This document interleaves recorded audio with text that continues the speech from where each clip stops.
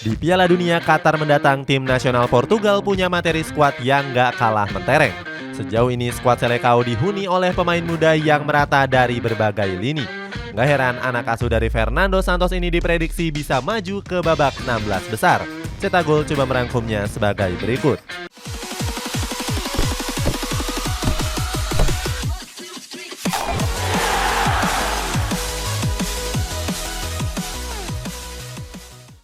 Masuk ke dalam grup yang berat.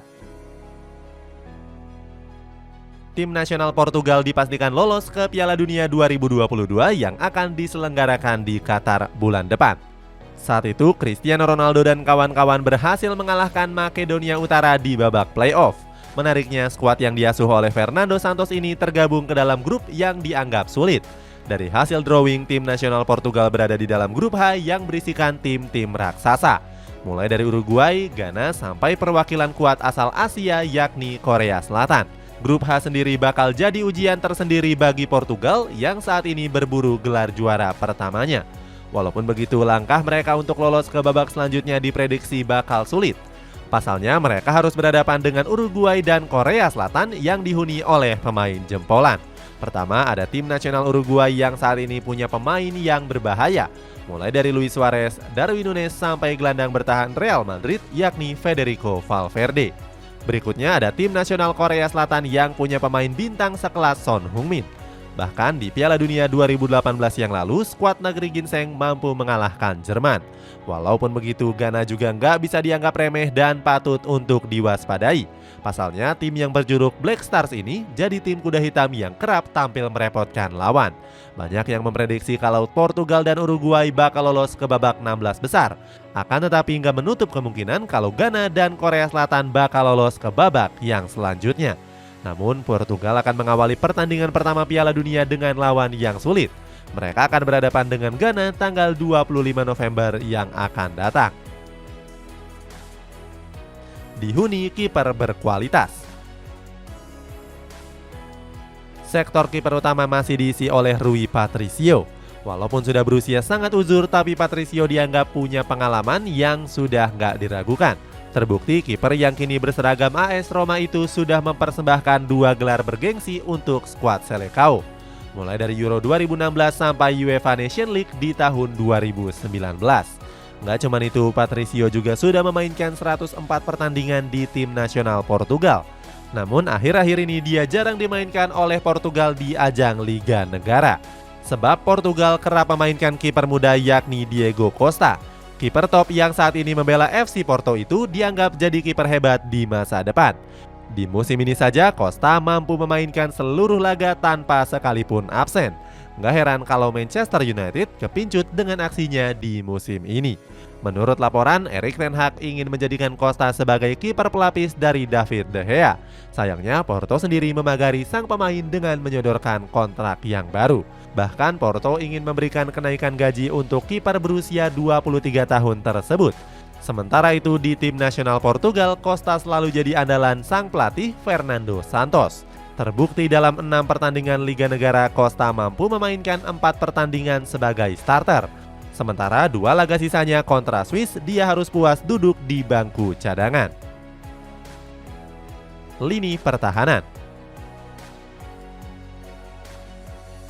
Lalu di sektor bek tengah diisi oleh Ruben Dias yang saat ini memperkuat Manchester City. Sang pelatih Fernando Santos menganggap Dias sebagai pemain kunci di lini pertahanan. Menemani Ruben Dias ada pemain tangguh yang kini berseragam PSG yakni Nuno Mendes. Mendes merupakan pemain muda yang kini mencuri perhatian di tim nasional Portugal. Walaupun masih berusia 20 tahun, tapi Fernando Santos menjadikan Mendes sebagai pemain andalan. Dia bahkan sangat menyukai gaya permainan Mendes. Santos menyebut kalau Mendes punya kecepatan dan kemampuan untuk menguasai lapangan. Bahkan Mendes kerap disebut-sebut sebagai anak ajaib dari Paris Saint-Germain. Selanjutnya di sektor bek kanan diisi oleh bek berusia 28 tahun yakni Joao Cancelo. Pemain Manchester City ini dianggap sebagai pemain penting Portugal di lini pertahanan. Sebab Cancelo sendiri bisa ditempatkan di berbagai posisi, mulai dari bek sayap kiri sampai gelandang kanan. Di Liga Negara saja Cancelo tampil apik dengan melesakkan 2 gol dan juga 1 assist. Selain Cancelo, Portugal juga punya bek kanan pelapis yang gak kalah bagusnya seperti Diogo Dalot. Di musim ini Dalot tampil impresif sejak ditangani oleh Erik ten Hag. Gelandang. Berikutnya di sektor gelandang, Fernando Santos kerap memainkan dua pemain andalannya. Pertama ada Ruben Neves yang saat ini memperkuat Wolverhampton.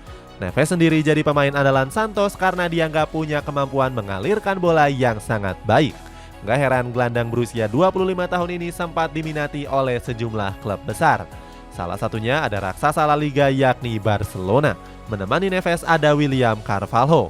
Walaupun sudah berusia 30 tahun, tapi gelandang Real Betis ini masih sangat diandalkan. Sebab Carvalho dianggap sebagai pemain senior yang sudah memainkan 75 caps. Selain itu, di sektor gelandang tengah ada Vitinha yang juga kerap jadi andalan tim nasional Portugal. Walaupun sering bermain sebagai gelandang tengah, namun Vitinha juga bisa dimainkan sebagai gelandang serang maupun gelandang kiri dan juga kanan. Terbukti pada laga Liga Negara menghadapi Swiss, Santos memainkannya untuk mengisi posisi gelandang kanan. Selain itu, Portugal juga masih punya gelandang berkualitas yang lainnya. Mulai dari Joao Palhinha, Matheus Nunes, Joao Mario, sampai Bernardo Silva. Lini serang menyeramkan. Sektor penyerangan diisi oleh penyerang Manchester United yakni Bruno Fernandes. Bruno Fernandes sendiri sebenarnya punya posisi asli yakni gelandang serang. Akan tetapi pemain yang berumur 28 tahun ini bisa ditempatkan sebagai second striker. Di musim ini saja Bruno Fernandes menunjukkan performa impresifnya bersama Manchester United. Nggak cuma itu, dia juga jadi kunci Portugal untuk lolos ke Piala Dunia 2022. Sebab di laga playoff menghadapi Makedonia Utara, dia sukses memborong 2 gol sekaligus. Menemani Bruno ada Bernardo Silva yang juga tampil apik saat babak kualifikasi Piala Dunia. Untuk sektor sayap, Fernando Santos mempercayakannya kepada winger muda yakni Rafael Leao. Dalam beberapa tahun terakhir, Leao memang tampil menggila bersama AC Milan. Terakhir, di sektor ujung tombak sudah pasti ditempati oleh sang mega bintang Cristiano Ronaldo. Walaupun dia sudah berusia 37 tahun, kemampuan Ronaldo sudah nggak bisa diragukan lagi. Sayangnya penampilan Ronaldo bersama Manchester United akhir-akhir ini mengalami penurunan. Akan tetapi dia diprediksi tetap tampil buas di lini penyerangan Portugal. Itulah ulasan kedalaman skuad tim nasional Portugal di Piala Dunia 2022. Bagaimana pendapatmu? Apakah mereka bisa mengantarkan skuad Selecao merengkuh gelar juara? Coba tulis pendapatmu di kolom komentar di bawah ini.